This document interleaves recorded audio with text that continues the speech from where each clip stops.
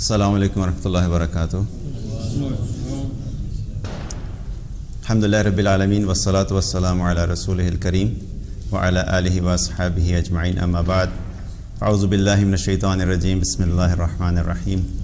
رب اشرح لی صدری ویسر لی امری واحلل عقدۃ من لسانی یفقہوا قولی. شیخ آپ کی اجازت ہے انشاءاللہ بات شروع کی جائے؟ اچھا، ایک تو چیز شیخ نے جو ہے نا تعارف کرواتے ہوئے بولا جی شیخ تیمور احمد. تو پہلے میں ایک چیز تھوڑی سی یہ کلیئر کروں، میں کوئی شیخ نہیں ہوں، ٹھیک ہے؟ نہ میں کوئی عالم ہوں، نہ میں کوئی مفتی ہوں. ایک داعی اللہ ہوں، اللہ کی طرف بلانے والا، دین کی دعوت کا کام کرنے والا. اور دوسری بات یہ ہے کہ آپ لوگ ماشاء اللہ سے یہاں پہ موجود ہیں اور شیخ خود بھی اہل علم ہیں، تو اہل علم کی موجودگی میں بات کرنا یہ اللہ تعالیٰ کی توفیق سے ہی ہے. اللہ تعالیٰ بس صحیح بات کرنے کی توفیق عطا فرمائے اور جو غلطی ہو اس میں اللہ تعالیٰ معاف کرے انشاءاللہ. آواز تو ٹھیک آ رہی ہے آپ سب لوگوں کو انشاءاللہ. اللہ سبحانہ تعالیٰ نے قرآن میں جب اپنا تعارف کروایا تو اپنے نام، اپنی صفات بہت سارے ہیں جن کا تذکرہ کیا قرآن میں. اور اللہ تعالیٰ کے ناموں میں سے القہار بھی ہے، الجبار بھی ہے، الرزاق بھی ہے، الوہاب بھی ہے، المتکبر بھی ہے، اور بہت سارے نام ہیں. ہم سب جانتے ہیں اللہ تعالیٰ کے جو نام ہیں. اور قرآن میں مختلف جگہوں پہ اللہ سبحانہ تعالیٰ نے اپنے ان ناموں کا موقع کی مناسبت سے تذکرہ کیا. جہاں پہ اللہ تعالیٰ نے اپنی قدرت کا ذکر کیا وہاں پہ پھر اللہ تعالیٰ نے المقتدر، القدیر ہونے کا تذکرہ کیا. جہاں پہ اللہ سبحانہ تعالیٰ نے علم کے اعتبار سے ذکر کیا تو العلیم ہونے کا تذکرہ کیا. اسی طریقے سے قرآن جب ہم پڑھتے ہیں، اس کا مطالعہ کرتے ہیں، تو ہمیں پتہ لگتا ہے کہ بہت ساری جگہ پہ اللہ تعالیٰ نے اپنا تعارف کرایا. اور انسان جب اللہ کو پہچاننا چاہتا ہے یا پہچاننے کی کوشش کرتا ہے، اور جو کہ کرنی بھی چاہیے کیونکہ اللہ تعالیٰ نے ہمیں دنیا میں بھیجا ہی اس کام کے لیے، وما خلقت الجن والانس الا لیعبدون، کہ جنوں اور انسانوں کو اللہ تعالیٰ نے اپنی عبادت، اپنی بندگی کے لیے بھیجا. اور اللہ کی عبادت اور اللہ کی بندگی اللہ کی پہچان کے بغیر ممکن نہیں ہے. جو شخص اللہ کو جانتا ہی نہیں، جو اللہ کو پہچانتا ہی نہیں، وہ اللہ کی کیسے مانے گا؟ جس شخص کے دل میں اللہ کی عظمت ہی نہیں، جس شخص کے دل میں اللہ کی محبت ہی نہیں، جس شخص کے دل میں اللہ کا خوف ہی نہیں، وہ اللہ کی اطاعت کیسے کرے گا؟ اسی لیے اللہ سبحانہ تعالیٰ نے ہمیں مختلف طریقے سے قرآن میں اپنے ناموں کے ذریعے سے، اپنی صفات کے ذریعے سے جب تذکرہ کیا تاکہ ہم کس طرح سمجھ جائیں اور اللہ کی عظمت ہمارے دل میں آ جائے تاکہ ہم اللہ کی اطاعت کر سکیں اور اللہ کی اطاعت آسان ہو جائے. میں ابھی چند دن پہلے سی ویو پر تھا، تو شام کا وقت تھا، سورج غروب ہو رہا تھا. تو اللہ کی تخلیق کے اعتبار سے تین بڑی چیزوں کو میں نے وہاں پہ ایک ساتھ دیکھا. عام سی بات ہے، ہر روز ہی سورج غروب ہوتا ہے، کوئی نئی بات نہیں ہے.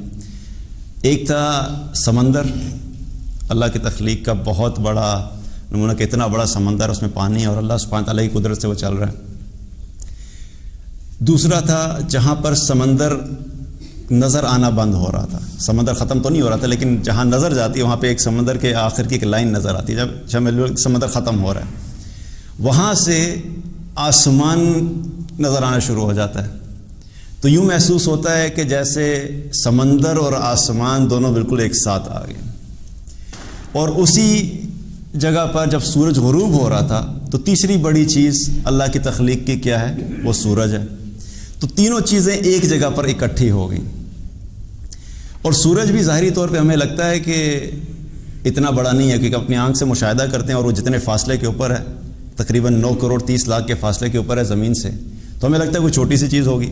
حالانکہ سورج کا جو سائز ہے زمین کے مقابلے میں وہ 12 لاکھ گنا بڑا ہے. یعنی جو سائز زمین کا ہے، اگر اس طرح کی 12 لاکھ زمینیں اکٹھی کی جائیں تو ایک سورج بنتا ہے. اور وہ چونکہ 9 کروڑ 30 لاکھ میل کے فاصلے پر ہے تو فاصلے پہ ہونے کی وجہ سے ہمیں بہت چھوٹا سا نظر آتا ہے. اور اللہ کی تخلیق میں، کائنات میں جتنی بھی سائنس نے ابھی تک ریسرچ کی ہے، اس اعتبار سے سائنس سے بتاتی ہے کہ کچھ ایسے ستارے ہیں جو کہ سورج سے بھی بڑے ہیں اور کئی گنا بڑے ہیں، اور چلتے چلے جائیں تو اللہ کی تخلیق میں ایک سٹیج ایسی آتی ہے جہاں پہ سائنس بالکل خاموش ہو جاتی ہے اور وہ کہتے ہیں کہ اس سے آگے ہمیں نہیں پتا کہ آگے کیا ہے۔ تو اللہ کی قدرت کے اعتبار سے ایک چیز ہے۔ تو مقصد بتانے کا ہے کہ اللہ سبحانہ تعالیٰ کی بہت ساری صفات ہیں، لیکن اللہ تعالیٰ نے جب اپنا تعارف کروایا قرآن میں تو شروع میں ہی جن صفات کا ذکر کیا وہ نہ القہار ہے، نہ الجبار ہے، نہ المتکبر ہے، بلکہ کیا ہے؟ الحمدللہ رب العالمین الرحمن الرحیم۔ تمہارا رب طاقتور بھی ہے، غضبناک بھی ہوتا ہے، القہار بھی ہے، الجبار بھی ہے، لیکن اللہ کی رحمت ہے کہ اللہ نے اپنے جن دو ناموں کا انتخاب کیا وہ ہے الرحمن اور الرحیم۔ الرحمن الرحیم دونوں جو نام ہیں ان کا جو روٹ ورڈ ہے وہ رحم سے ہے۔ الرحمن میں بھی راحہ میم سے ہے اور الرحیم بھی جو راحہ میم سے رحم۔ اور جب ہم اس کا ترجمہ بھی پڑھتے ہیں تو یوں ہوتا ہے کہ بڑا مہربان، نہایت رحم کرنے والا۔ تو ظاہری طور پہ ہمیں یوں محسوس ہوتا ہے کہ الرحمن کا مطلب بھی وہی ہے، الرحیم کا مطلب بھی وہی ہے، تو پھر دونوں کو ایک ہی جگہ پر ایک ساتھ بیان کرنے کی ہمیں چونکہ سمجھ نہیں آتی پھر مقصد کیا تھا۔ لیکن اہل علم نے ان دونوں ناموں میں جو فرق ہے اس کے مختلف تفاسیر کے اندر مختلف طریقے سے بیان کیا کہ رحمان اور رحیم کس اعتبار سے مختلف ہیں۔ ان میں سے ایک جو فرق ہے اس کے بارے میں بات کریں گے آج، کہ مفسرین نے لکھا کہ رحمان اور رحیم میں فرق یہ ہے کہ رحمان فی الدنیا، رحیم فی الآخرہ، یعنی اللہ سبحانہ تعالیٰ رحم کرنے والا ہے، اس کی رحمت ہے، لیکن جو رحمان کی صفت ہے وہ اللہ تعالیٰ دنیا میں استعمال کرتا ہے، اور رحیم کی جو صفت ہے وہ اللہ تعالیٰ آخرت میں استعمال کرے گا۔ اب جب رحمان کی جو صفت ہے جب دنیا میں استعمال کرتا ہے تو دنیا میں اگر ہم دیکھیں تو دنیا میں جتنی بھی مخلوقات ہیں، اور مخلوقات میں سے ہم اگر انسانوں کی مثال لیں تو اس وقت دنیا میں 7 ارب انسان ہیں تقریباً، کم و بیش، اور ان میں سے تقریباً 2 ارب جو ہیں وہ مسلمان ہیں، اللہ کے ماننے والے ہیں۔ لیکن اللہ کے رحمان ہونے اور اللہ کی رحمت کے بارے میں سوچئے کہ جو باقی 5 ارب ہیں جو اللہ کو مانتے ہی نہیں، ان میں سے بہت سے ہیں جو اللہ کو ہی نہیں مانتے، کچھ ہیں جو مانتے ہیں لیکن شرک کرتے ہیں، کچھ ہیں جو کہتے ہیں بھئی آخرت ہی نہیں ہے، تو کسی نہ کسی اعتبار سے اللہ کا انکار کر دیا۔ لیکن اس رحمان کے بارے میں سوچیں کہ وہ جانتا ہے کہ یہ 5 ارب جو ہیں یہ شرک، ان میں سے اکثر شرک کرنے والے ہیں، ان میں سے ان لوگوں نے انکار کر دیا، لیکن اس کے باوجود اللہ سبحانہ تعالیٰ ان کا رزق نہیں بند کرتا، ان کے لیے ہوا نہیں بند کرتا، ان کی آکسیجن کی سپلائی نہیں روکتا، ان کے لیے پانی کی سپلائی نہیں روکتا، ان کے لیے سورج کو یہ حکم نہیں دیتا کہ ٹھیک ہے یہ 2 ارب جو مسلمان ہیں یہ سورج کو نہیں کہتا کہ صرف تم نے ان کے لیے نکلنا ہے باقی 5 ارب کے لیے نہیں نکلنا۔ انہیں کھانے کے لیے سبزیاں چاہیے تو وہ بھی موجود ہیں، وہ فروٹس کھانا چاہتے ہیں وہ بھی موجود ہیں، وہ گوشت کھانا چاہتے ہیں وہ بھی موجود ہیں۔ تو یہ رحمان کی صفت ہے کہ اللہ سبحانہ تعالیٰ نے عمومی طور پہ تمام لوگوں کے لیے اس صفت کو استعمال کیا، ماننے والے یا نہ ماننے والے، اس سے تمام مخلوقات فائدہ اٹھا رہے ہیں۔ لیکن جو رحیم کی صفت ہے وہ اللہ سبحانہ تعالیٰ نے صرف اور صرف ایمان والوں کے لیے رکھی ہے، جو کہ اللہ تعالیٰ آخرت میں استعمال کرے گا۔ اور اسی طریقے سے اللہ تعالیٰ نے قرآن میں جب اپنی رحمت کا ذکر کیا تو فرمایا کہ کتب ربکم علی نفسہ الرحمہ، کہ تمہارے رب نے اپنے اوپر رحمت کو لازم کر لیا ہے۔ اور اسی طریقے سے ایک حدیث قدسی ہے، بلکہ قرآن میں اللہ تعالیٰ نے ایک اور جگہ فرمایا وَرَحْمَتِ وَسِعَتْ كُلَّ شَيْءٍ، کہ میری رحمت نے ہر چیز کو گھیرا ہوا ہے۔ اور ایک حدیث قدسی ہے جس میں اللہ کے رسول صلی اللہ علیہ وسلم نے فرمایا کہ اللہ تعالیٰ فرماتا ہے انی رحمت سبقت غضب، میری رحمت میرے غضب پر حاوی ہے۔ اب مثال کے طور پہ انسان کی ایک مثال لیجیے تو انسان کے اندر بھی مختلف صفات ہوتی ہیں۔ ایک ہی شخص میں ہم کہتے ہیں کہ یہ بڑا نمازی ہے، یہ صدقہ کرنے والا بھی ہے، غنی بھی ہے، اسی طریقے سے جو ہے اور بھی بہت سے صفات ہوتے ہیں، لیکن ہم کہتے ہیں ہے بڑا غصے والا۔ اور ہم کہتے ہیں کہ بھئی باقی ساری ٹھیک ہے، نمازیں پڑھتا ہے، روزے رکھتا ہے، تہجد پڑھتا ہے، لیکن میں نے اس کو جب بھی دیکھا اسے غصے میں ہی دیکھا ہے۔ تو کیا پتہ لگتا ہے کہ اس کی باقی صفات تو ہیں لیکن اس کی جو غصے والی صفت ہے وہ پرومیننٹ ہو جاتی ہے، اور پھر اس شخص کی پہچان ہی یہ بن جاتی ہے۔ اس کو ہم نمازی نہیں کہتے، ہم کہتے ہیں غصے والا ہے، چاہے باقی صفات موجود ہیں۔ عثمان رضی اللہ عنہ عشرہ مبشرہ میں سے ہیں، لیکن ہم جب بھی ان کا نام لیتے کہتے ہیں عثمان غنی۔ اس کا مطلب یہ تھوڑی کہ ان کا باقی صفات نہیں، باقی سب صفات تھی، لیکن وہ چونکہ خرچ کرنے کے اعتبار سے وہ صفت ان کی زیادہ واضح تھی اور پرومیننٹ تھی، اس لیے ان کے نام کے ساتھ غنی لگ گیا۔ ابو بکر صدیق۔ تو اسی اعتبار سے کیا ہوتا ہے کہ جو صفت انسان کی ہوتی ہے جو زیادہ اس کے اندر تو سامنے آتی ہے۔ تو اللہ سبحانہ تعالیٰ کیا فرماتا ہے کہ میری رحمت نے میرے غضب پہ، میری رحمت میرے غضب پہ حاوی ہے، یعنی اللہ کی جو رحمت والی صفت ہے وہ باقی صفات کے اوپر حاوی ہے۔ ایک حدیث میں آتا ہے رسول اللہ صلی اللہ علیہ وسلم نے فرمایا،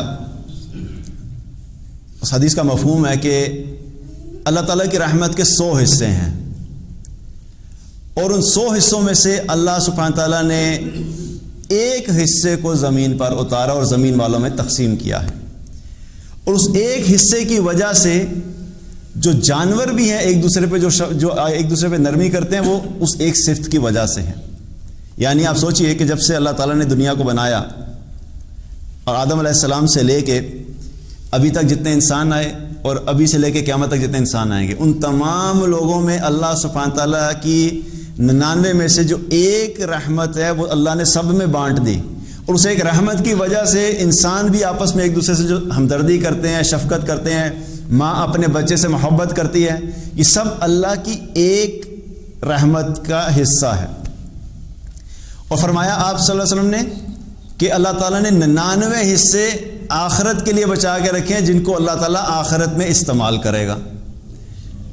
اب سوچئے ایک رحمت کتنی عظیم ہے کہ زمین پہ شرک ہو رہا ہوتا ہے، چوری ہو رہی ہوتی ہے، زنا چل رہا ہوتا ہے، شراب چل رہی ہوتی ہے، جھوٹ چل رہا ہوتا ہے، لوگوں کے حقوق غصب کیے جا رہے ہوتے ہیں، والدین کی نافرمانی ہوتی ہے، اس کے باوجود اللہ سبحانہ تعالیٰ ایسے لوگوں کے رزق نہیں روکتا، اس کے باوجود اللہ سبحانہ تعالیٰ ان تمام لوگوں کے لیے ان کے رزق اور ان کی ضروریات کا خیال رکھتا ہے۔ تو وہ ایک صفت ہے، تو آپ سوچیں کہ جب 99 صفتیں اللہ سبحانہ تعالیٰ اپنی رحمت کے 99 حصے ہیں، وہ رحمت کے جب آخرت میں استعمال کرے گا تو اللہ کی رحمت کیسی ہوگی؟ تو کیا ہے کہ دنیا میں اللہ تعالیٰ جو ہے دنیا میں بھی اللہ سبحانہ تعالیٰ رحمان کی صفت کو استعمال کرتا ہے۔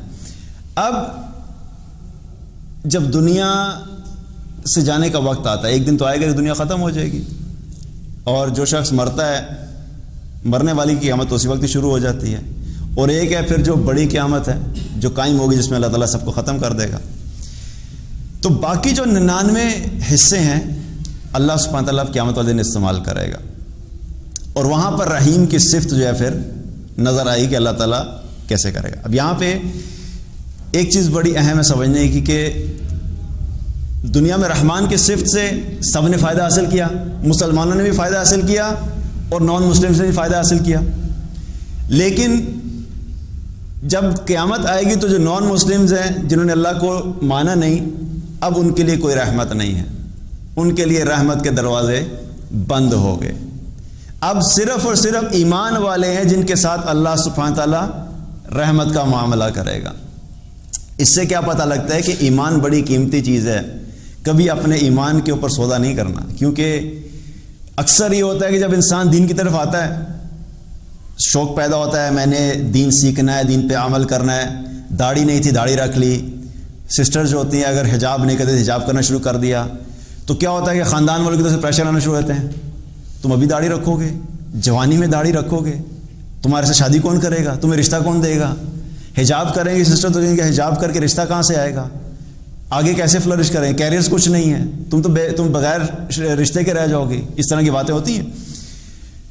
لیکن ایمان پہ قائم رہنا، چاہے دنیا میں تھوڑی بہت مشکلات آئیں بھی، لیکن جب انسان آخرت میں جائے گا تو پھر اس ایمان کی ہمیں قیمت محسوس ہوگی.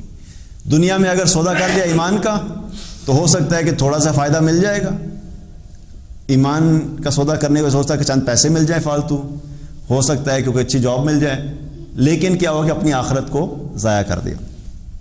اب آخرت میں کیا ہوگا؟ اللہ تعالیٰ کی رحیم کی صفت جو ہے وہ آخرت میں نظر آئے گی، اور بہت ساری احادیث سے پتہ لگتا ہے کہ اللہ تعالیٰ بندوں کے ساتھ کیسے معاملہ کرے گا، اپنے ایمان والوں کے ساتھ.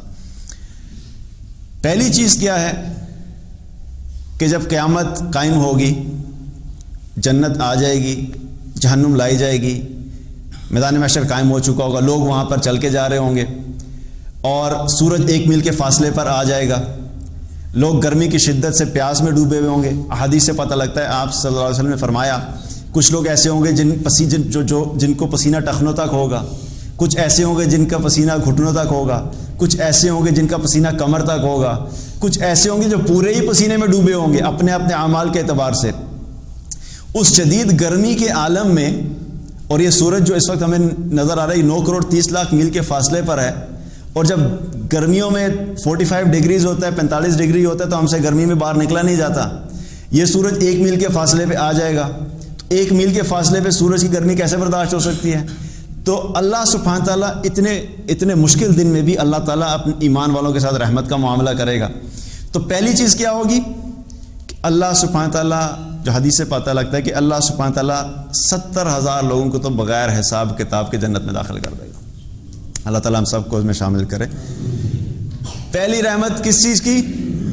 70,000 لوگ بغیر حساب کتاب کے، کوئی حساب نہیں، ان کو اٹھا کے جنت میں ڈال دیا جائے. اور احادیث سے کیا پتہ لگتا ہے یہ کون لوگ ہوں گے؟ یہ وہ لوگ ہوں گے جو کہ اپنے علاج کے لیے آگ سے داغ لگوانے سے نہیں علاج کرواتے، جو کہ منع ہے، جو فعال نہیں نکلواتے، جو نجومیوں کے پاس نہیں جاتے، اور جو اللہ پہ بھروسہ کرتے ہیں، جو اللہ سبحانہ تعالیٰ پہ توکل کرتے ہیں. مشکل آتی ہے صرف اللہ سے کہتے ہیں اللہ مشکل تو ہی دور کرے گا، پریشانی آتی ہے صرف اللہ کی طرف دیتے ہیں اللہ پریشانی تو ہی دور کرے گا. جاب نہیں ہے اللہ کے سامنے کہتے ہیں اللہ تو ہی جاب دے گا. اولاد نہیں ہے اللہ سے مانگتے ہیں اللہ تو ہی اولاد دے گا. یہ جا کے در در پہ کبھی کسی نجومی کے پاس، کبھی کسی سے فال نکلوا رہے ہیں، کبھی کسی جگہ پہ چادریں چڑھا رہے ہیں، ان چیزوں میں نہیں پڑتے. وہ کہتے ہیں ملے گا تو اللہ سے ملے گا، نہیں ملے گا تب بھی میں راضی ہوں. بھروسہ اللہ پہ رکھتے ہیں، اپنا ایمان نہیں اور اپنا توکل جو اس کو خراب نہیں کرتے. تو کیا ہے 70,000 چلے گئے بغیر حساب کتاب کے جنت میں. اس کے بعد جب اتنی شدید گرمی ہوگی تو سب سے اہم ضرورت ہماری کیا ہوتی ہے؟ سایہ. شدید گرمی میں سب سے پہلے ہم کیا، باہر کی گرمی ہو تو ہم ڈھونڈتے پھرتے ہیں کوئی درخت نظر آ جائے اس کے نیچے کھڑے ہو جائیں تاکہ گرمی کی شدت کم ہو. تو اللہ سبحانہ تعالیٰ نے اپنے ایمان والوں کے لیے سائے کا بھی بندوبست کیا ہوگا. اور حدیث میں آتا ہے کہ 7 طرح کے لوگ ہوں گے جن کو اللہ سبحانہ تعالیٰ قیامت والے دن اپنے عرش کا سایہ نصیب فرمائے گا. ان میں سے پہلا شخص کون ہے؟ عادل حکمران، جس نے حکمرانی کی عدل کے ساتھ کی. ایک شخص کون ہے؟ جس کا دل مسجد میں اٹکا رہتا تھا. تیسرا شخص کون ہے؟ وہ نوجوان جس نے اپنی جوانی اللہ کی عبادت میں گزاری. چوتھا کون ہے؟ وہ 2 لوگ جو اللہ کی رضا کے لیے ملے اور اللہ کی رضا پر جدا ہوئے. پانچواں وہ شخص کہ جس نے دائیں ہاتھ سے صدقہ دیا اور بائیں ہاتھ کو بھی نہیں پتہ لگا. چھٹا وہ کہ جس کو حسب نسب والی حسین و جمیل عورت نے گناہ کی دعوت دی اور اس نے یہ کہہ کے چھوڑ دیا کہ انی اخاف اللہ، میں اللہ سے ڈرتا ہوں، میں گناہ نہیں کروں گا. اور ساتواں وہ شخص کہ جس نے اکیلے میں اللہ کو یاد کیا اور اس کی آنکھوں سے آنسو جاری ہو گیا. 7 طرح کے لوگ ہیں. یہ بھی کون ہے؟ ایمان والے. ان کو اللہ تعالیٰ اپنے عرش کا سایہ نصیب کرے گا. اسی طریقے سے پھر کیا ہوگا؟ اور بھی لوگ ہیں جن پہ اللہ تعالیٰ اپنی رحمت کا معاملہ کرے گا. ایک وہ لوگ ہیں عرش کے سائے کے نیچے آ گئے یہ لوگ. اور ایک حدیث میں کیا پتہ لگتا ہے کہ قیامت والے دن اللہ تعالیٰ جب حساب لے رہا ہوگا تو ایک ایمان والے کو اپنے قریب کرے گا، ایمان والے کو اپنے پاس بلائے گا. اور جب حساب لے رہا ہوگا تو حساب لیتے ہوئے اللہ تعالیٰ بیچ میں پردہ حائل کر دے گا. اب باقی لوگ پردے کے اس طرف، اللہ تعالیٰ اور ایمان والا پردے کے اس طرف، باقی لوگوں کو نہیں پتا کہ اب یہ کیا حساب کتاب ہو رہا ہے، کیا بات چیت چل رہی ہے۔ اللہ تعالیٰ اس بندے سے پوچھیں گے کہ گناہ گنوائیں گے اس کو کہ تم نے یہ گناہ کیا، وہ بندہ کہے گا یا اللہ میں نے کیا تھا۔ پھر اللہ تعالیٰ ایک اور گناہ گنوائیں گے، تم نے یہ گناہ کیا تھا، وہ کہے گا یا اللہ یہ بھی کیا تھا۔ وہ پھر ایک اور گناہ گنوائیں گے، کرتے کرتے اللہ سبحانہ تعالیٰ اس کو گناہوں کے بارے میں بتا دیں، تم نے یہ گناہ کیے تھے، وہ سارے گناہوں کا اعتراف کر لے گا یا اللہ میں نے کیا تھا۔ اور اس شخص کو یقین ہو جائے گا کہ اب میری نجات نہیں ہے، کیونکہ اتنے گناہ گنوا دیے۔ سوچے نا، ٹینشن کی بات ہے نا کہ اگر غلطی کی ہو اور کوئی پوچھنا شروع کر دے تم نے یہ کی تو ہم کہتے ہیں کی، تو پھر ہمیں پہلے اگلا ڈر کیا ہوتا ہے، اب تو سزا ملے گی۔ تو وہ بھی ایمان والا کہ بھائی اب میری بچت نہیں ہونے والی، کیونکہ اتنے سارے اللہ نے میری غلطیاں گنوا دی۔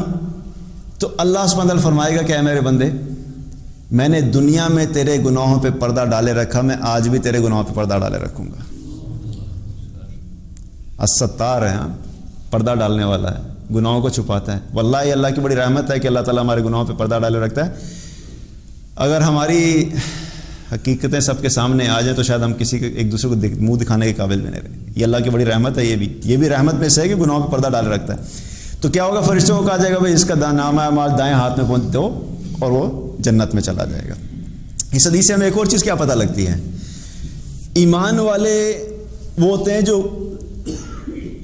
غلطی ان سے ہو سکتی ہے۔ ہمارے ہاں کیا ہوتا ہے نا، ہم یہ سمجھتے ہیں کہ اب ایک انسان ہے جو نماز پڑھ رہا ہے، ایمان پہ ہے، داڑھی بھی ہے، لیکن اس سے کوئی غلطی نہیں ہو سکتی، اور کوئی غلطی ہو جائے تو پہلا تانا کیا ہوتا ہے، داڑھی رکھ کے جھوٹ بول رہے ہو۔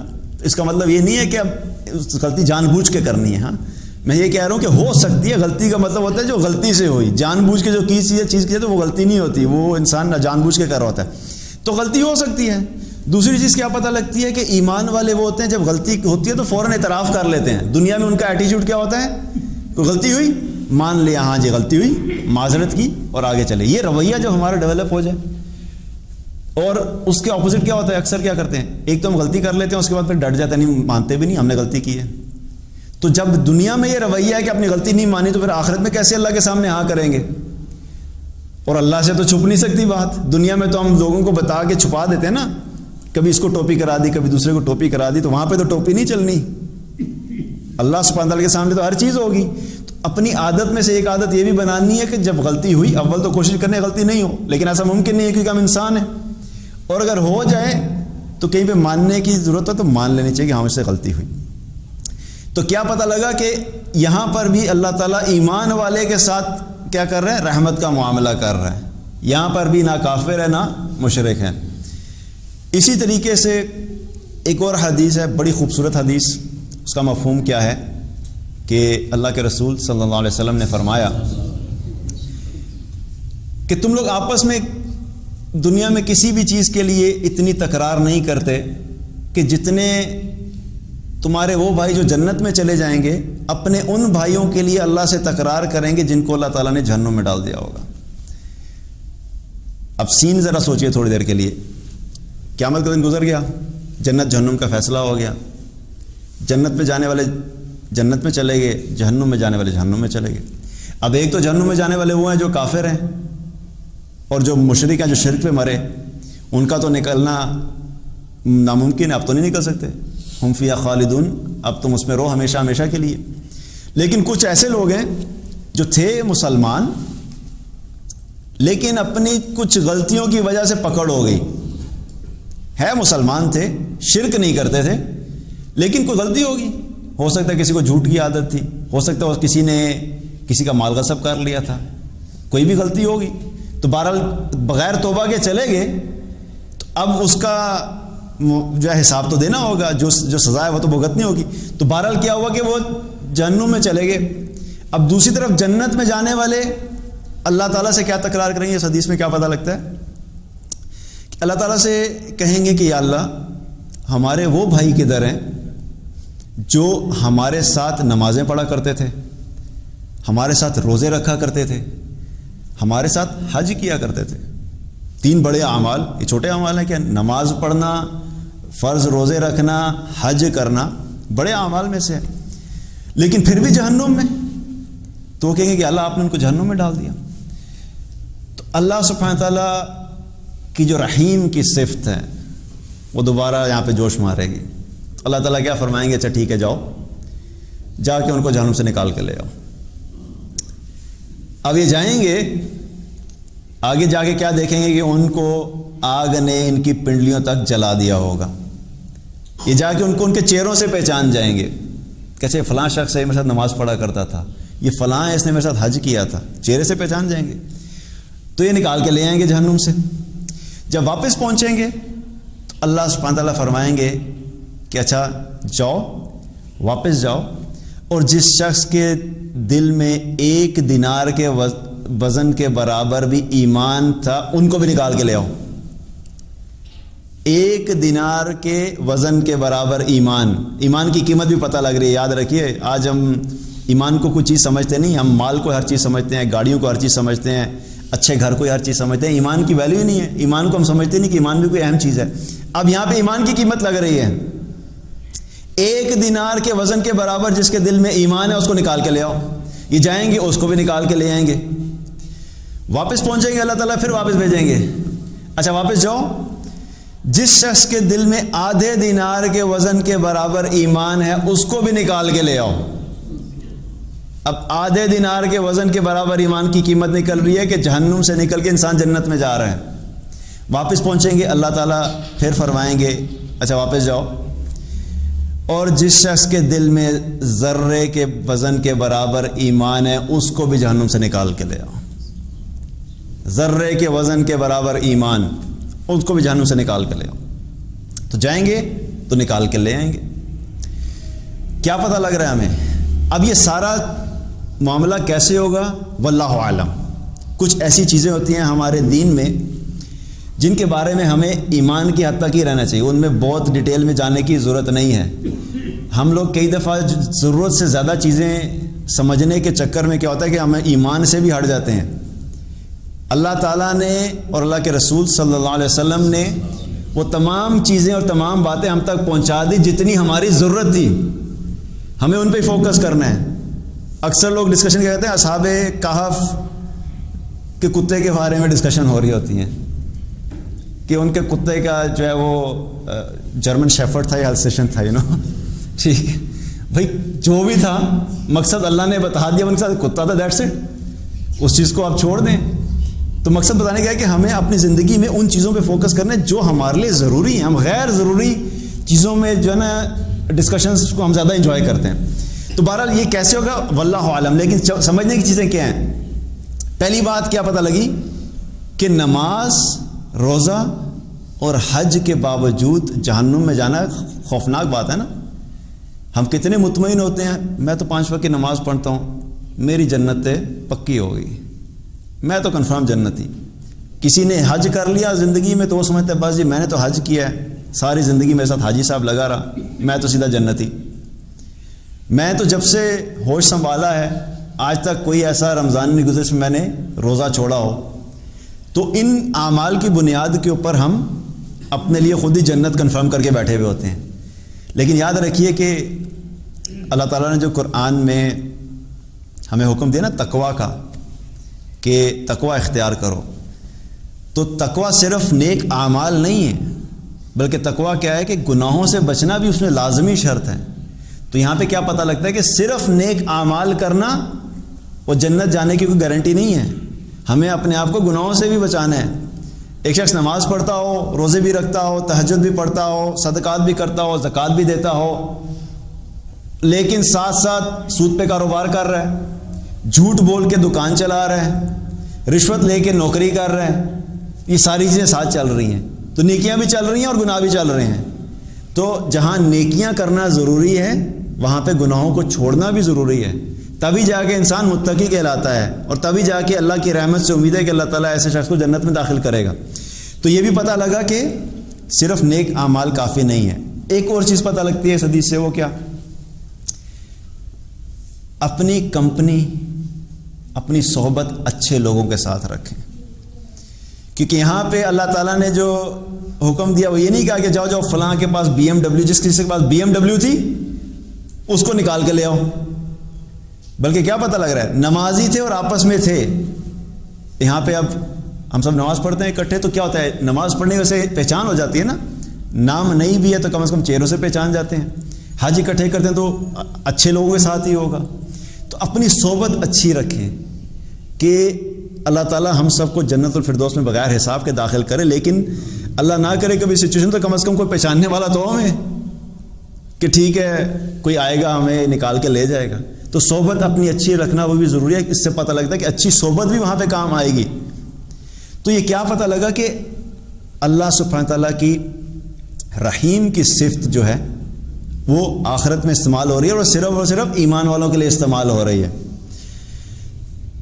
اللہ کی رحمت کے بارے میں اب بات کی جائے تو بہت زیادہ بھی کی جا سکے، لیکن چونکہ وقت بھی بہت زیادہ نہیں ہے اور لینا بھی نہیں چاہ رہا میں بہت زیادہ وقت. ایک اور اللہ کی بڑی رحمت ہے ہم پہ جو خاص طور پہ ہمارے اوپر بحیثیت امت محمد صلی اللہ علیہ وسلم ہم پہ ہے. ہم چونکہ دین کو سمجھتے نہیں، پڑھتے نہیں، علم نہیں ہوتا، تو ہمیں اپنی قدر بھی نہیں ہے کہ ہم نبی صلی اللہ علیہ وسلم کی امتی ہونے کی وجہ سے ہمیں اللہ تعالیٰ نے کیا کیا انعامات دیے ہیں اور کیا ہمیں پروٹوکول ملا. موسیٰ علیہ السلام کو اللہ تعالیٰ نے جب 40 دن کے لیے اپنے پاس بلایا تو 40 دن کے بعد جب موسیٰ علیہ السلام واپس پہنچے تو کیا دیکھتے ہیں کہ بنی اسرائیل نے شرک کرنا شروع کر دیا، بچڑے کی پوجا شروع کر دی. اتنی مشکلات سے نکال کے لائے تھے لیکن کیا ہوا کہ شرک میں پڑ گئے.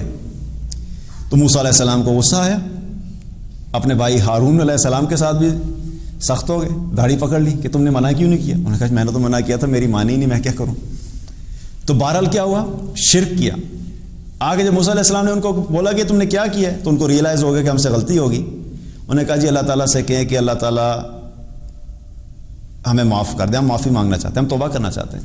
تو موسیٰ علیہ السلام نے اللہ تعالیٰ سے دعا کی اللہ ان کی توبہ قبول فرما. اللہ تعالیٰ نے کہا ٹھیک ہے ان سے کو توبہ کریں، لیکن ان کی توبہ کیا ہوگی، ان سے کو فَاقْتُلُوا أَنفُسَكُمْ، ان سے کو یہ اپنے آپ کو قتل کریں، یہ ان کی توبہ ہے. توبہ ہو جائے گی لیکن قیمت دینی پڑے گی کیونکہ تم نے شرک کیا ہے. تو ان کی توبہ کیا تھی کہ حکم ہوا کہ جن جن لوگوں نے شرک کیا وہ قتل ہوں گے. تو تفسیر ابن کثیر رحمہ اللہ نے اس کی تفسیر میں کیا لکھا ہے کہ پھر ان تمام لوگوں کو اکٹھا کیا گیا جنہوں نے شرک کیا تھا، ایک میدان میں اکٹھا کیا گیا، اور وہ لوگ جنہوں نے نہیں کیا تھا اور جنہوں نے منع کیا تھا ان سے کہا گیا ان کو جا قتل کیا جائے. تو جب وہ وقت آیا تو کیا ہوا کہ اس میدان میں اندھیرا ہو گیا اور 70,000 لوگ قتل ہوئے جو شرک جنہوں نے کیا تھا. توبہ تو کرنی چاہیے، اللہ نے توبہ کا راستہ بھی دکھا دیا، لیکن قیمت کیا دی، اپنی جان دینی پڑی توبہ کے لیے. لیکن ہم بحیثیت محمد صلی اللہ علیہ وسلم کی امت کے ہمارے ساتھ اللہ نے کیا معاملہ کیا، جھوٹ بولا، شراب پی، زنا کیا، چوری کی، کسی کا حق مارا، گالم گلوچ کی، بڑے گناہ کیے. اور صرف 1 دن نہیں، 2 دن نہیں، 10 دن نہیں، 30 سال، 40 سال، 50 سال، 70 سال کی عمر تک گناہ ہی کرتا رہا. 70 سال کا ہو گیا لیکن صرف گناہوں میں زندگی گزری، کوئی نیکی ہے ہی نہیں. اب ایسے شخص کی سزا کیا ہو سکتی ہے؟ 70 سال جس نے اللہ کی نافرمانی کی ہو تو اس کے گناہ معاف ہوں گے؟ کیسے معاف ہوں گے؟ لیکن چونکہ ہم محمد صلی اللہ علیہ وسلم کی امت ہے تو اللہ تعالیٰ نے ہمارے لیے قانون میں بڑی فلیکسیبلٹی رکھی. اللہ تعالیٰ نے سورہ الفرقان میں ایک جگہ پر 3 گناہوں کا ذکر کیا، 3 بڑے گناہ، اکبر الکبائر جو ہیں، شرک، زنا اور قتل، 3 بڑے گناہ ہیں. اور کرنے کے بعد کیا کہ جو کوئی بھی یہ کرے گا اس کو جہنم میں ڈالا جائے گا، ان کو دگنا عذاب دیا جائے گا. لیکن پھر اللہ تعالیٰ نے آگے جا کے کیا فرمایا کہ لیکن ٹھہر جاؤ، ایک چیز یاد رکھ لو، الا من تاب وآمن وعمل عملا صالحا فاولئک یبدل اللہ سیئاتہم حسنات. ہاں سوائے ان کے کہ جو توبہ کریں، ایمان لے آئیں اور نیک اعمال کرنا شروع کر دیں تو اللہ سبحانہ وتعالیٰ کیا فرمایا کہ میں ان کے گناہوں کو نیکیوں سے تبدیل کر دوں گا. گناہ تھے، سچی توبہ کی، سارے گناہ نیکیوں میں تبدیل ہو گئے. آپ سوچیں کہ اگر اللہ تعالیٰ ہمارے ساتھ بنی اسرائیل والا معاملہ کرتا تو کدھر جاتے؟ توبہ کرنے کا احساس ہوتا میں 70 سال کی عمر میں، اس وقت اگر حکم ہوتا فقتلوا انفسکم، ان سے کو بھی اپنی جانوں کو قتل کریں، تو کتنا مشکل کام تھا. تو اللہ نے ہمارے لیے توبہ کو آسان کر دیا کہ ٹھیک ہے گناہ ہوگی، غلطی ہوگی، ٹھیک ہے وہ الگ بات ہے کہ شریعت کے اعتبار سے جو جہاں پہ حقوق العباد کی سزائیں ہیں ان کی الگ بات ہے، لیکن جو گناہ ہے وہ گناہ اللہ معاف کر دیتا ہے. اور اللہ سبحانہ تعالیٰ نے یہ جو توبہ کا راستہ ہمارے لیے کھلا رکھا، یہ بہت بڑی رحمت ہے اللہ کی. اور یہ بھی نہیں رکھا کہ اچھا چلو ٹھیک ہے تمہیں ہر بندے کے لیے لکھ دیا ہو کہ ساری زندگی میں تمہارے پاس 3 چانس ہیں، بس 3 دفعہ توبہ قبول کروں گا. تم نے 3 چانس اپنے پورے کر لیے، اس کے بعد توبہ نہیں کروں گا. اللہ نے یہ بھی چیز نہیں رکھی. اللہ سبحانہ تعالیٰ نے توبہ کے اعتبار سے کوئی نمبر نہیں رکھا کہ 5 دفعہ 10 دفعہ 50 دفعہ 100 دفعہ. جب ریئلائز ہوا توبہ سچی توبہ کی، اللہ پچھلے گناہ معاف کر دے گا.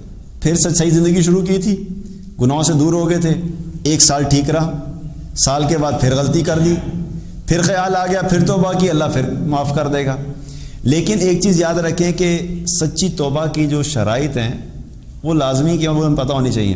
پہلی شرط کیا ہے کہ جس گناہ سے توبہ کر رہے ہیں اس کے اوپر ندامت ہونی چاہیے، دل میں احساس ہو کہ نہیں یا اللہ مجھ سے غلطی ہوئی تھی، واقعی مجھ سے غلطی ہوئی، دل میں ندامت ہو. دوسری چیز کیا ہے، اس چیز کو فوراً چھوڑ دیں. یہ نہیں کہ یا اللہ میں توبہ کر رہا ہوں لیکن چھوڑوں گا اگلے سال جا کے، میں نے بینک اکاؤنٹ میں پیسے فکس کرائے، میرا سال پورا ہو جائے، انٹرسٹ آ جائے، اس کے بعد توبہ کروں گا. یہ نہیں، فوراً چھوڑ دینا. تیسری چیز کیا ہے کہ اس گناہ کو کبھی نہ کرنے کا پکا ارادہ، کہ یا اللہ اب آئندہ نہیں کروں گا، پکا ارادہ آئندہ نہیں کروں گا. اور چوتھی شرط حقوق العباد کے اعتبار سے ہے کہ اگر کسی شخص کا مال غصب کیا، ادھار لے کے بھاگ گئے تھے، کسی کے پیسے زبردستی کر لیے تھے، چوری کی تھی، تو اس کو اس کا مال واپس لوٹانا ہوگا. حقوق العباد کے اندر حقوق العباد کے جو بندوں کے حقوق ہیں وہ ادا کرنے ہوں گے. تو یہ کیا سچی توبہ. تو جب سچی توبہ کرتے ہیں تو اللہ تعالیٰ پچھلے گناہ معاف کر دیتا ہے. تو یہ بھی اللہ کی بڑی رحمت ہے ہمارے لیے. تو اللہ سبحانہ تعالیٰ نے ہمارے لیے جو ہے وہ رحمان اور رحیم کی جو صفت ہے وہ دیکھا جائے تو ایمان والے اس سے دنیا میں بھی فائدہ حاصل کرتے ہیں اور آخرت میں بھی فائدہ حاصل کرتے ہیں. اور ہم سب کو یہ چیزیں ان میں رکھ کے ہی زندگی گزارنی چاہیے کہ اپنی زندگی کو 2 ایکسٹریمز پہ نہ جانے دیں. 2 ایکسٹریم سے کیا مطلب، کچھ لوگ ایسے ہوتے ہیں کہ جو یہ سمجھتے ہیں جی کہ اللہ غفور الرحیم ہے، رحمان الرحیم ہے، میں جو مرضی کرتا جاؤں، اللہ غفور الرحیم اور رحمان الرحیم ہے. نماز نہیں پڑھی، روزے نہیں رکھے، زکوٰۃ نہیں ادا کی، والدین کے احترام نہیں کیا، اپنی نوکری حلال نہیں کی، حرام بھی کما رہے ہیں، سارے کام کر رہے ہیں، لیکن کہتے کیا ہیں اللہ غفور الرحیم ہے، رحمان الرحیم، معاف کر دے گا. تو یہ پہلا دھوکہ، پہلی ایکسٹریم. اللہ رحمان الرحیم ہے، غفور الرحیم ہے، لیکن کن کے لیے؟ ایمان والوں کے لیے اور توبہ کرنے والوں کے لیے. کیونکہ اللہ تعالیٰ نے قرآن میں ایک جگہ فرمایا نبی صلی اللہ علیہ وسلم سے، قل یا عبادی الذین اسرفوا علی انفسہم لا تقنطوا من رحمت اللہ. رسول اللہ صلی اللہ علیہ وسلم سے کیا فرمایا کہ آپ ان سے کہہ دیں کہ میرے وہ بندے جنہوں نے اپنی جانوں پر ظلم کیا ہے، تم اللہ کی رحمت سے مایوس نہ ہونا.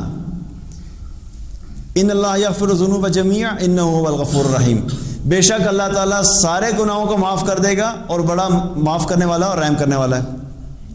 لیکن اللہ تعالیٰ نے پھر آگے کچھ کرنے کے کام بھی بتائے. کیا فرمایا؟ وَأَنِيبُوا إِلَىٰ رَبِّكُمْ وَأَسْلِمُوا لَهُ. اب خالی صرف یہ امید لے کے بیٹھ جانا کہ وہ معاف کر دے گا اور اپنے اعمال ٹھیک نہیں کرو، نہیں، اللہ نے چور دروازہ بند کر دیا تاکہ بھاگنے کا کوئی راستہ نہیں ہے. فرمایا غفور الرحیم ہے. 2 کام کرنے پڑیں گے. ایک تو تم اللہ سے دوبارہ رجوع کرو، واپس آؤ، پلٹ آؤ، لوٹ آؤ، جو غلط کام کر دو ان کو چھوڑ دو، اور پھر اپنے آپ کو اللہ کے حوالے کر دو، سبمٹ کر دو کہ اللہ بس اب میں اپنی ساری زندگی اس طرح گزاروں گا جیسے تو چاہتا ہے.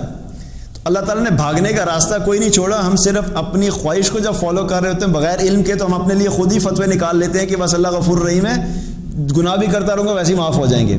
تو پہلی ایکسٹریم یہ ہمیں اپنے آپ کو نکالنا ہے کہ یہ سوچنا ہے کہ بس بغیر توبہ کے اور میں گناہ کرتا رہوں گا تب بھی اللہ رحمان الرحیم ہے، تو یہ غلط فہمی سے نکلنا ہے. دوسری ایکسٹریم کیا ہے کچھ لوگوں کو شیطان دوسری ایکسٹریم پہ لے جاتا ہے کہ وہ یہ کہتے ہیں جی کہ ہم جو مرضی نیک اعمال کر لیں، اگر میرے سے کوئی چھوٹی سی بھی غلطی ہوئی تو اللہ مجھے پکڑ دے گا اور مجھے عذاب ملنا ہی ملنا ہے، تو جب ویسے عذاب ملنا ہی ہے تو پھر اللہ کی اطاعت ہی کرنے کا کیا فائدہ۔ یہ دوسری ایکسٹریم ہے، یہ بھی شیطان کی طرف سے ہے۔ وہ کیا کرتا ہے کہ وہ اس طریقے سے اللہ کی رحمت سے مایوس کرتا ہے۔ تو ان دونوں چیزوں کے درمیان رہنا ہے، امید اور خوف۔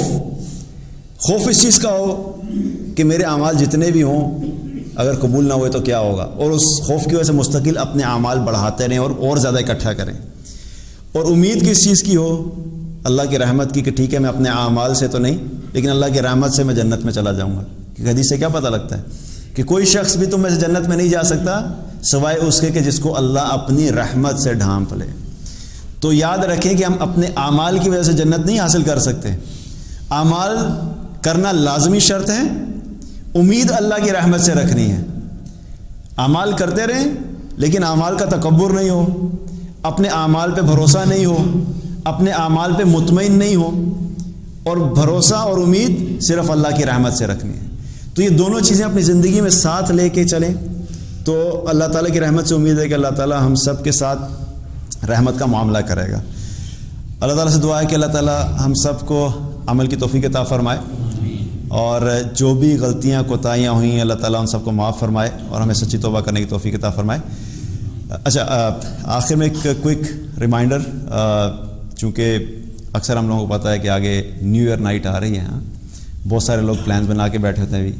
پہلی بات تو یہ ہے کہ اس کو ہم جب نیو ایئر نائٹ کہتے ہیں تو وہ یاد رکھیں کہ اللہ تعالیٰ نے ہمیں جو دین دیا اس کے اعتبار سے نیو ایئر نہیں ہے، ٹھیک ہے؟ اس کو فالو کرنا ہے کیونکہ ہمارے ساری دنیا کا جو نظام ہے، چاہے ہمیں اچھا لگے یا برا لگے، اس وقت ہم اسی کیلنڈر کو فالو کر رہے ہیں، ٹھیک ہے؟ جو تجارت ہے، جو لین دین ہے، اس میں ہم سب یہ ڈیٹ فالو کرتے ہیں، تو اس اعتبار سے ہمارا نیا سال نہیں ہے لیکن ویسٹ کے پوائنٹ سے ان کا نیا سال ہے۔ اور ہمیں اللہ سبحانہ تعالیٰ نے جو دین دیا ہے اس کے بارے میں اللہ تعالیٰ نے واضح طور پہ قرآن میں کیا فرما دیا؟ ان دین عند اللہ الاسلام، اللہ کے نزدیک جو دین قابل قبول ہے وہ صرف اور صرف اسلام ہے۔ ومن یبتغی غیر الاسلام دینا فلن یقبل منہ وہو فی الآخرۃ من الخاسرین، اور اسلام کے علاوہ کوئی بھی شخص اگر کوئی اور دین لے کر آئے گا تو وہ اللہ تعالیٰ قبول نہیں کرے گا، اور ایسے لوگ آخرت میں نقصان اٹھانے والوں میں سے ہوں گے۔ اور جو لفظ دین ہے اس کے بارے میں پتہ ہونا چاہیے کہ دین، اللہ تعالیٰ نے قرآن میں کہیں پہ بھی اسلام کے لیے مذہب کا لفظ استعمال نہیں کیا، دین کا لفظ استعمال کیا ہے۔ اور دین کہتے ہیں وے آف لائف، زندگی گزارنے کا طریقہ۔ ہمارا دین صرف عبادات نہیں ہے، ہمارا دین یہ نہیں ہے کہ نماز پڑھ لی، روزے رکھ لیے، ذکر و اذکار کر لیے، قرآن کی تلاوت کر لی اور صرف عبادات پہ فوکس ہے۔ یہ پوری زندگی گزارنے کا طریقہ ہے۔ ہمیں ہمارے دین نے چھوٹی چھوٹی چیز بتائی ہے کہ کیسے کرنا ہے۔ سونا ہے تو کیسے سونا ہے، سوتے ہوئے کیا دعا پڑھنی ہے، اٹھتے ہوئے کیا دعا پڑھنی ہے، واش روم میں جانا ہے تو پہلے کون سا پاؤں رکھنا ہے، باہر نکلنا ہے تو کون سا پاؤں رکھنا ہے، جاتے ہوئے کون سی دعا پڑھنی ہے، نکلتے ہوئے کون سی دعا پڑھنی ہے، سواری پہ بیٹھو گے تو کون سی دعا ہے، گھر سے نکل رہے ہو تو کون سی دعا ہے، گھر میں داخل ہو رہے تو کون سی دعا ہے۔ ہر چیز آپ سوچیں کہ جو یہ سب کیا ہے، زندگی گزارنے کا طریقہ ہے نا، کہ اٹھتے بیٹھتے چلتے پھرتے ہمیں ہر چیز ہمارا دین بتاتا ہے کہ اس طریقے سے کرو۔ تو ہمیں اپنی زندگی گزارنے کے لیے ہم کسی کے محتاج نہیں ہیں کہ ہمیں کوئی باہر سے آ کے بتائے کہ زندگی کیسے گزارنی ہے، بلکہ باہر سے جو طریقے آتے ہیں وہ تو خود بیچاروں نے خود ہی اپنی سوچ سے بنا کے کیے ہوتے ہیں۔ اب ایک طرف اللہ کا علم ہے اور دوسری طرف انسان جس کو اللہ نے جاہل کہا ہے، تو دونوں کا تو کوئی کمپیریزن ہو نہیں سکتا۔ تو جو اللہ کا علم ہے اور اس اعتبار سے جو دین ملا ہمیں اس کو فالو کرنا ہے۔ تو نیو ایئر کی جو نائٹ ہے اس میں کیا ہے کہ بہت ساری خرافات ہوتی ہیں، اسپیشلی ینگسٹرز جو ہیں وہ بڑے فیسینیٹڈ ہوتے ہیں، وہ بڑے پلاننگ سے چلتے ہیں، اپنے اپنے موٹر سائیکل تیار ہوتے ہیں، سائلنسرز نکال دیے جاتے ہیں، اور اس کے بعد جو وہ ویلنگ کے لیے پریکٹس شروع ہو جاتی ہے کہ میں نے ایک ٹائر پہ کیسے چلانا ہے، لیٹ کے کیسے چلانا ہے، اور پھر ڈانس پارٹیز کا ارینجمنٹ ہو رہا ہوتا ہے، جگر تو میرے گھر میں آج ہم 10 کے 10 مل کے جو ہے نا رات ساری عیاشی کریں گے۔ تو یہ سب پلاننگ ہو رہی ہوتی ہے، لیکن یاد رکھیں کہ کیا ہے، اللہ کی نافرمانی۔ ایک طرف ہم کیا کہتے ہیں کہ جب ہم اس دنیا سے جائیں اور قیامت والے دن جب ہم اٹھیں تو ہم کن کے ساتھ ہوں؟ محمد صلی اللہ علیہ وسلم کے ساتھ، صحابہ کے ساتھ۔ کوئی ایسا ہے کہ جو کہ نہیں میں نہیں چاہتا؟ سبھی چاہتے ہیں نا، اللہ تعالیٰ ہم سب کو شامل کرے ان لوگوں میں۔ لیکن حدیث سے کیا پتہ لگتا ہے کہ قیامت والے دن انسان انہی لوگوں کے ساتھ اٹھایا جائے گا جن کو وہ فالو کرتا تھا، جن کی وہ دنیا میں پیروی کرتا تھا۔ تو یہ سب طریقے کہاں سے آ رہے ہیں؟ اسلام سے تو نہیں آ رہے نا، کہ نیو ایئر نائٹ آئے گی تو رات کو اکٹھے ہونا ہے اور ناچ گانا ہوگا، شراب ہوگی، باہر نکلیں گے اور ہلا گلا ہوگا۔ رسول اللہ صلی اللہ علیہ وسلم کے دور میں بھی سال آتا تھا نا، سال تبدیل ہوتے رہتے تھے، ہر سال جب اسلامی اعتبار سے سال آتا تھا۔ ہمیں اسلامی کے اعتبار سے بھی سال میں کبھی کوئی ایسی چیز ملتی ہے کہ صحابہ بیٹھ کے، ایسی چیز تو معاذ اللہ ہم ایکسپیکٹ نہیں کرتے کوئی بھی چیز، لیکن میں کہتا ہوں ایون کوئی خاص محفل بھی نہیں ملتی ہمیں کہ اس سال کے آنے کے شروع کی خوشی میں صحابہ اکٹھے ہو کے بیٹھ جائیں کہ چلو کوئی دین کی بات کر لیں۔ ایسی چیز بھی نہیں ملتی، کیونکہ ہمارا دین ہمیں پوری زندگی گزارنے کا اور پورا سال گزارنے کا طریقہ بتاتا ہے، کوئی خاص رات اس طریقے سے نہیں ہے۔ تو اس میں کیا ہے کہ اپنے آپ کو ان چیزوں سے بچا کے رکھیں۔ اور کتنے ایسے کیسز ہوتے ہیں کہ نوجوان بائکس کے اوپر اور گاڑیوں کے اوپر جو ہے وہ جاتے ہیں اور پتہ لگتا ہے جی کہ ایکسیڈنٹ ہوا، زخمی ہو گیا، کتنوں کی ڈیتھس بھی ہو جاتی ہیں۔ آپ سوچئے کہ کیا کرتے ہوئے دنیا سے جا رہے ہیں۔ اللہ نہ کرے ناچ گانے کی محفل چل رہی اور موت آ گئی اس حالت میں، تو کیا کریں گے؟ کس حالت میں موت آئے گی؟ اٹھیں گے تو کس حال میں اٹھیں گے؟ تو اپنے آپ کو ان چیزوں سے بھی بچانا اور ایمان پہ قائم رہنا، اور ہمیشہ اپنی زندگی میں دو چیزوں کو سامنے رکھنا ہے۔ وہ کیا ہے؟ اطیع اللہ و اطیع الرسول، اللہ کے اطاعت اور اللہ کے رسول کے اطاعت، بس یہی کل دین ہے۔ اگر اس کو سامنے رکھ کے زندگی گزاریں گے، واللہ آپ کی زندگی بڑی آسان ہو جائے گی۔ زندگی مشکل کب ہوتی ہے؟ جب ہم اپنے دین کو چھوڑ کے، قرآن و سنت کو چھوڑ کے، اپنی خواہشات اور آگے پیچھے کے لوگوں کے جو کلچر ہو گیا اور لوگوں کی باتیں ان کو فالو کرتے ہیں، تو ہم اپنی زندگیاں مشکل کر لیتے ہیں۔ تو کیا ہے کہ اپنے آپ کو ان چیزوں سے بھی، جو خرافات ہیں نیو ایئر نائٹ کے، ان سے بچانا ہے، تاکہ ہم لوگ جو ہیں وہ ان چیزوں سے بچ سکیں اور ایسی زندگی گزاریں کہ اللہ تعالیٰ قیامت والے دن ہمیں رسول اللہ صلی اللہ علیہ وسلم کے ساتھ اٹھائے اور ان کا ساتھ عطا فرمائے، اور ہم سب کو جنت الفردوس میں بغیر حساب کے داخل کرے۔ بارک اللہ علیکم۔ السلام علیکم و رحمۃ اللہ وبرکاتہ۔